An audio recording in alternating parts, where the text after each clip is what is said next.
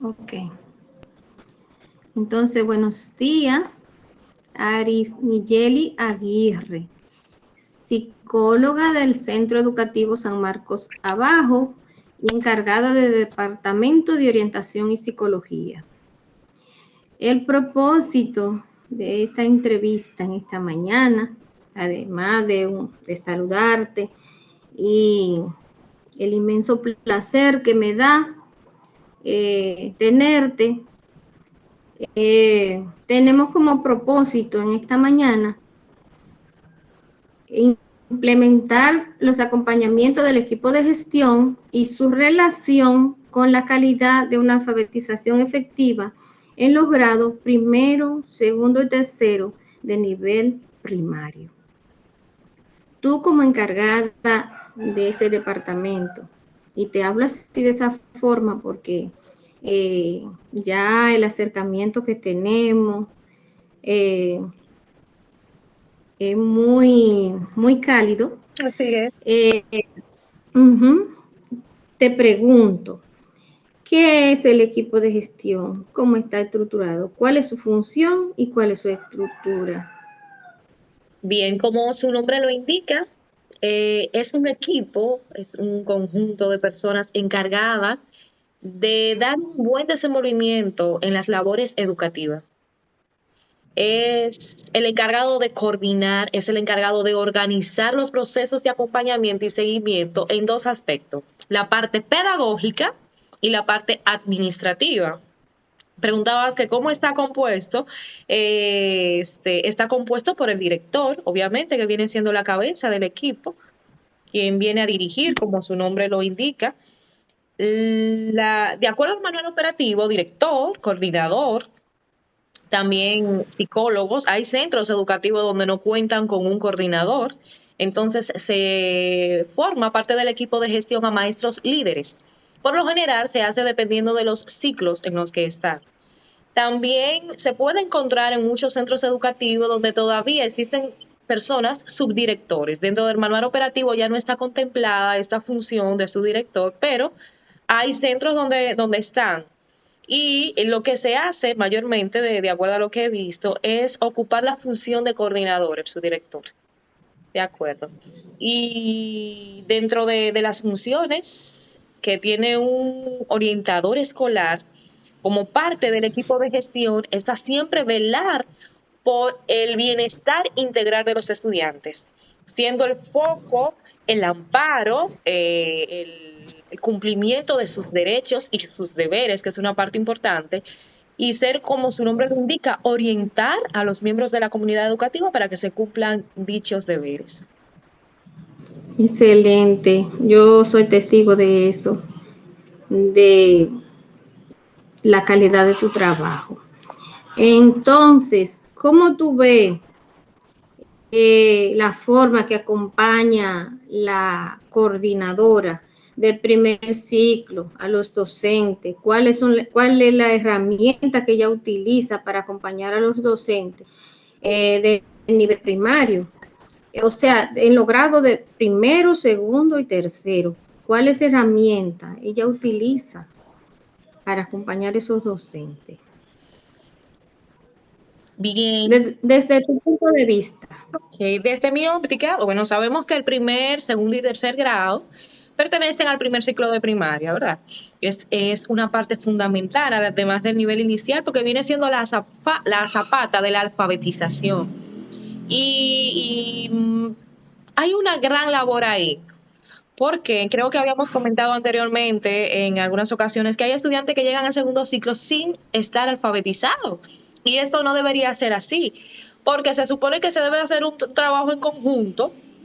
Hay una ordenanza que establece que el maestro debe rotar primero, segundo y tercero para así como afianzar cada una de las debilidades que vienen teniendo los estudiantes para mayor acercamiento. Bueno, no voy a entrar mucho en este tema, pero hay una ordenanza que establece esa rotación de los docentes. Me preguntabas en relación al instrumento de acompañamiento. Hay una ficha que se utiliza, que he visto que utilizan, que la coordinadora va y de acuerdo a esa ficha va cotejando, de acuerdo si está en logrado, en proceso o no logrado. los indicadores que va marcando esa ficha.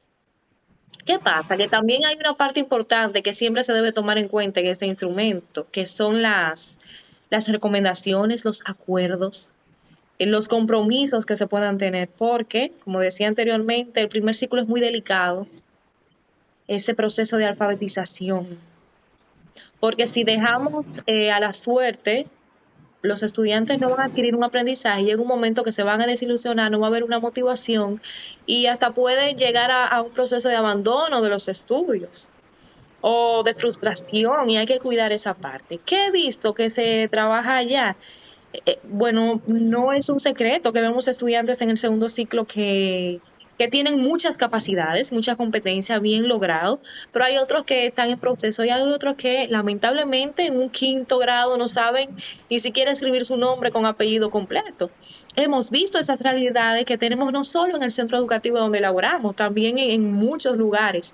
Y son debilidades que si se trabaja en conjunto, familia, escuela, se pueden superar. Porque a veces hay estudiantes que por ciertas condiciones cognitivas, hasta fisiológicas, que no pueden ver bien, que no pueden tener un proceso de lectura o un proceso de retención de información, y que quizás con una terapia, con un proceso adecuado, con un diagnóstico, se puede lograr que se trabaje con ello y buscar la alternativa. Eso es muy importante, como no dejar a la suerte, seguir dando el seguimiento. Y no sé si está contestada la pregunta o si quiere que ampliemos un poco más. Sí, e incluso ahí me respondiste lo que son las inquietudes que tenemos sobre eso de la alfabetización, porque hay niños que están en sexto grado que no dominan, que no tienen el dominio ni siquiera de una lectura con fluidez, no conocen ni siquiera lo que es la decodificación de un código, que no conocen lo que es las intrasilábicas, las inversas que te dejan palabras, que no ni siquiera saben escribir en cursiva, y así llegan no a sexto grado, no, sino hasta el bachillerato. Entonces es un problema que viene arrastrándose desde el nivel primario. Por eso es la importancia de este trabajo.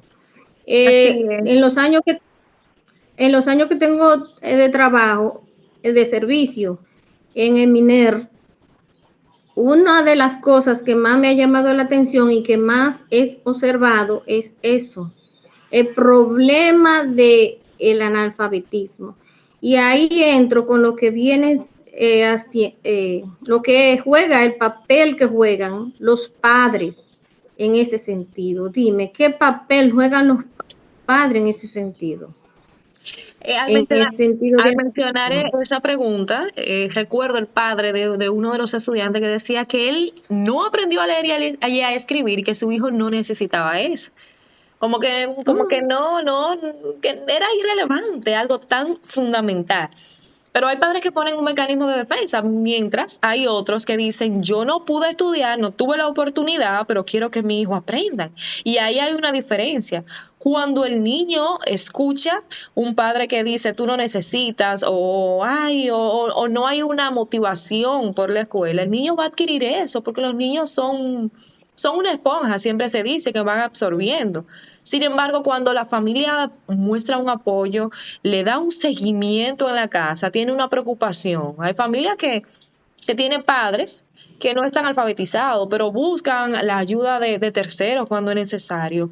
O dicen a los maestros, dicen en la escuela, ¿cómo puedo ayudarle? Y ahí uno le da orientaciones o están pendientes o mandan a sus hijos a la escuela. Vemos que una de las mayores problemáticas luego de la pandemia ha sido eso, que hay padres que no se preocupan por mandar a los hijos a la escuela, o porque está donde un tío, está en el campo, está aquí o allá. Pero vemos que la familia, el contexto donde viven los estudiantes es un factor fundamental. No es el único factor, porque siempre hemos dicho que la educación es como una mesa de tres patas, donde si falla uno, si falla una de esas se va a caer. Debemos de estar todos unificados. Y es por eso que donde laboramos vemos que nos preocupamos tanto por cumplir nuestro papel, porque tenemos un rol que nadie lo puede, está más que evidenciado que nadie puede cumplir el rol que hace un docente, que hace la escuela.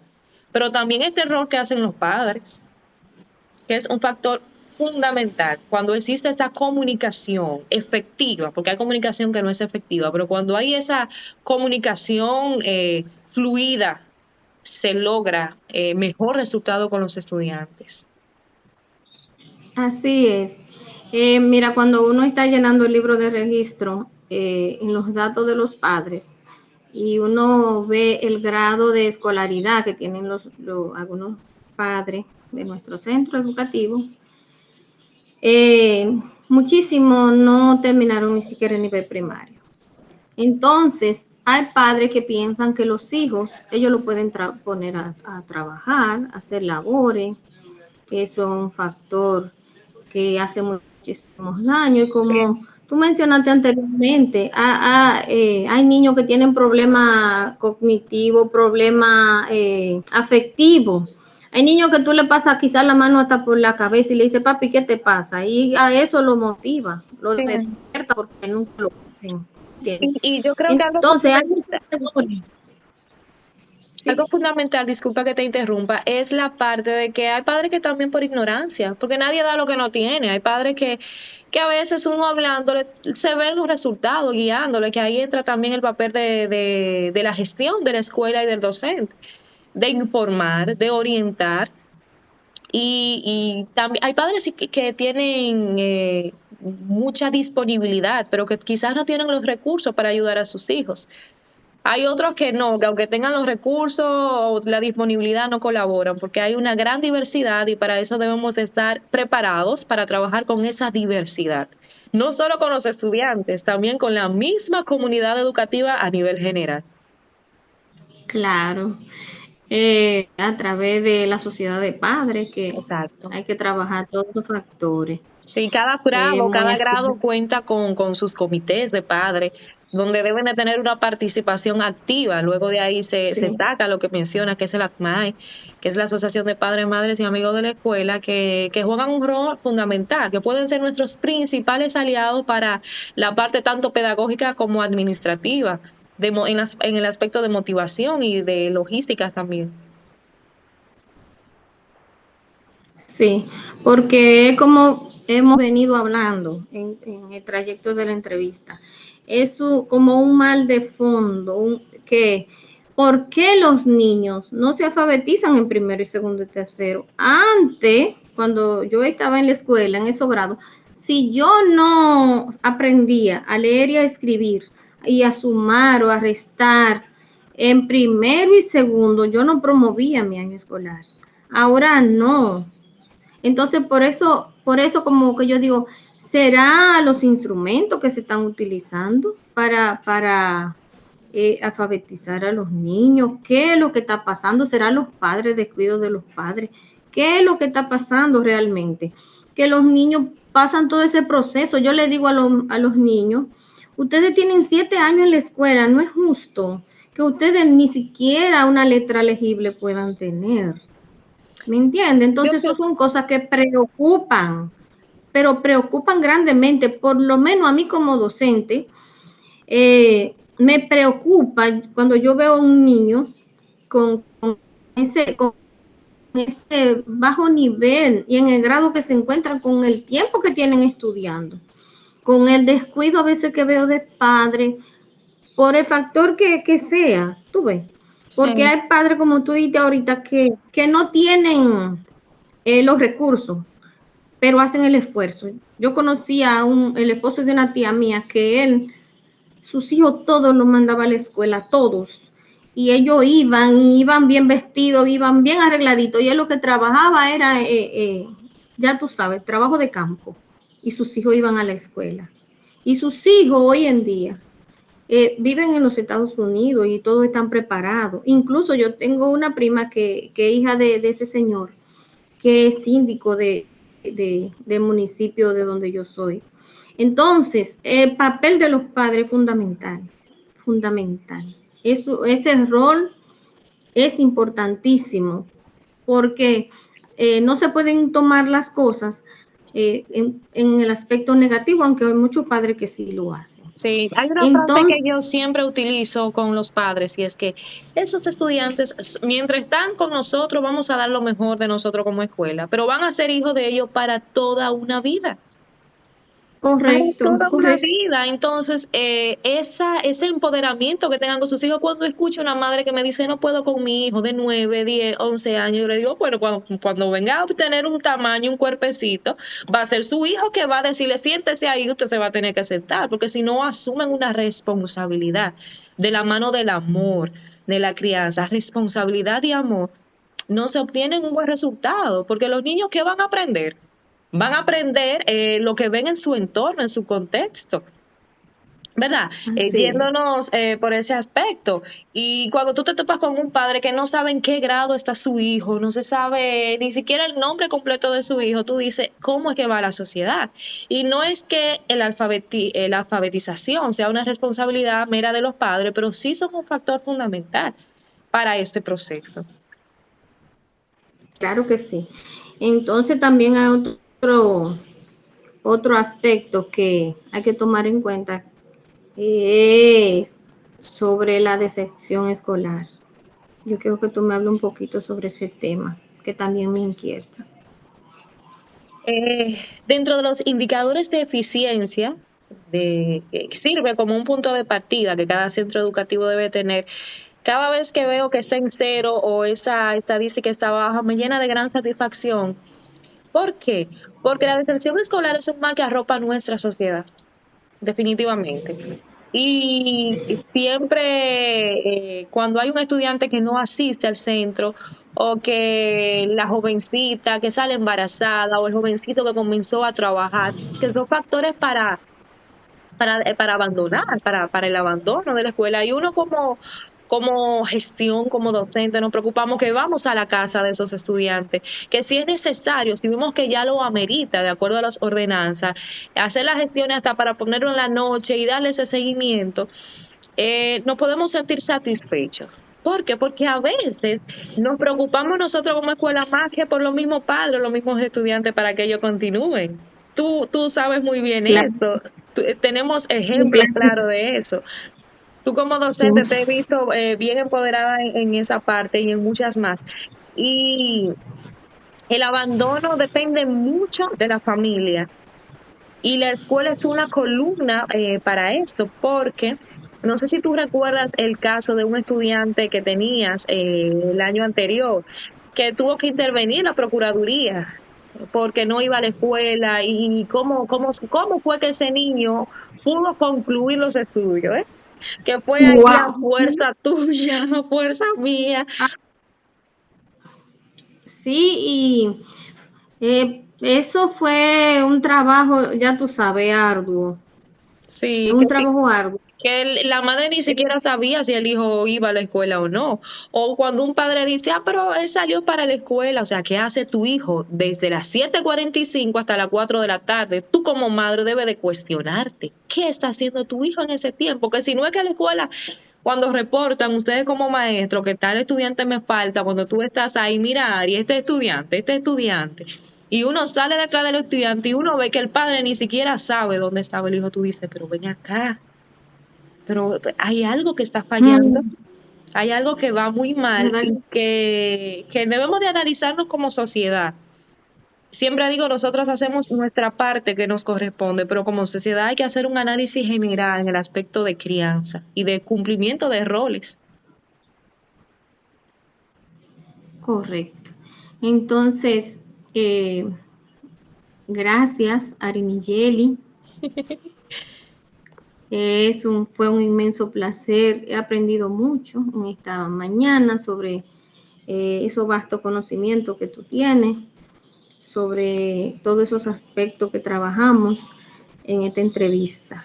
con inmenso placer. Al contrario, Muchas gracias. tengo yo que agradecerte por haberme elegido para esta asignación. Sé que el trabajo que haces, la calidad y la excelencia con la que la haces, y yo no podía tratar un tema con menos calidad de ahí, eh, porque es el nivel que tienes. Te aprecio mucho y muchas gracias por haberme elegido para esto. Gracias a ti. Bye bye. Bye bye. Un beso. Igual.